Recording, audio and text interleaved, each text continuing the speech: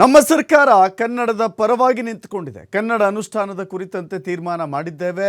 ಬೆಂಗಳೂರಿನಲ್ಲಿ ಗೃಹ ಸಚಿವ ಜಿ ಪರಮೇಶ್ವರ್ ಹೇಳಿಕೆಯನ್ನು ಕೊಟ್ಟಿದ್ದಾರೆ. ಲೈಸೆನ್ಸ್ ಕೊಡುವಾಗ ಕನ್ನಡ ಬೋರ್ಡ್ ಬಗ್ಗೆ ಹೇಳಿದ್ದೇನೆ. ಕರ್ನಾಟಕ ರಕ್ಷಣಾ ವೇದಿಕೆ ಬಲವಂತವಾಗಿ ಬೋರ್ಡ್ ಒಡೆಯೋದನ್ನ ಮಾಡಿದೆ. ಕಾನೂನು ಉಲ್ಲಂಘನೆ ಮಾಡಿದ್ರೆ ಸುಮ್ಮನಿರಕ್ಕಾಗೋದಿಲ್ಲ. ನಾವು ಯಾರ ಪರ ಯಾರ ವಿರೋಧವೂ ಇಲ್ಲ ಅಂತ ಹೇಳಿ ಪರಮೇಶ್ವರ ಹೇಳಿಕೆ ಕೊಟ್ಟಿದ್ದಾರೆ.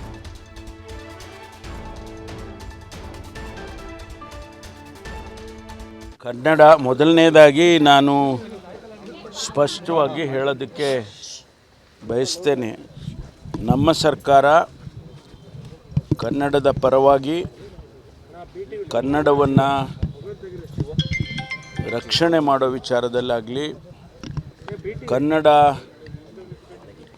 ಯೋಜನೆಗಳನ್ನು ಕಾರ್ಯಕ್ರಮಗಳನ್ನು ಭಾಷೆಗಳನ್ನು ಭಾಷಾವಾರು ತೀರ್ಮಾನಗಳನ್ನು ಕನ್ನಡದ ಪರವಾಗಿ ತಗೊಳ್ತಕ್ಕಂಥ ತೀರ್ಮಾನಗಳನ್ನು ಅದರ ಪರವಾಗಿ ಯಾವತ್ತೂ ಕೂಡ ನಿಂತಿದೆ ಅನ್ನೋದನ್ನು ಸ್ಪಷ್ಟವಾಗಿ ತಿಳಿಸ್ತೇನೆ.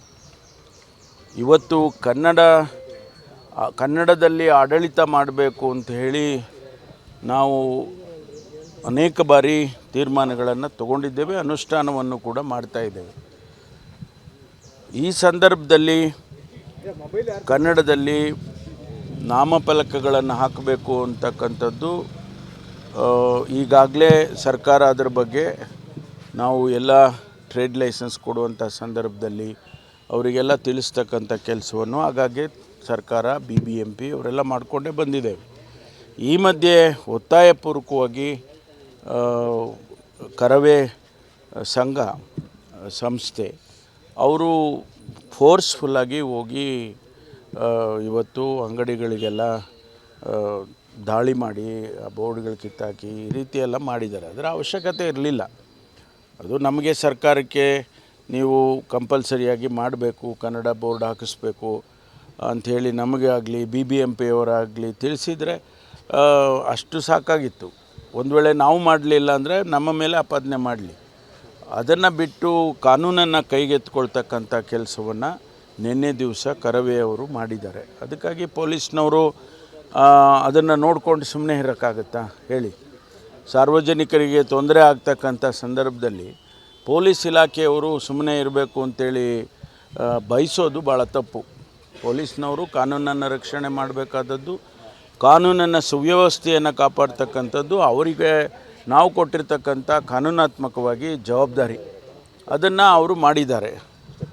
ಇವತ್ತು ನಾನು ಅವರಿಗೆ ತಿಳಿಸ್ತಕ್ಕಂಥದ್ದು ಇಂತಹ ಕೃತ್ಯಗಳು ಆಗಬಾರ್ದು. ಬೆಂಗಳೂರು ಇಡೀ ವಿಶ್ವಕ್ಕೆ ಮಾದರಿಯಾಗಿ ಒಂದು ರೀತಿಯಲ್ಲಿ ವಿಶ್ವಕ್ಕೆ ಪ್ರಖ್ಯಾತಿಯಾಗಿರ್ತಕ್ಕಂಥ ಪಟ್ಟಣ. ನಮಗೆಲ್ಲ ಹೆಮ್ಮೆ ಇರಬೇಕು.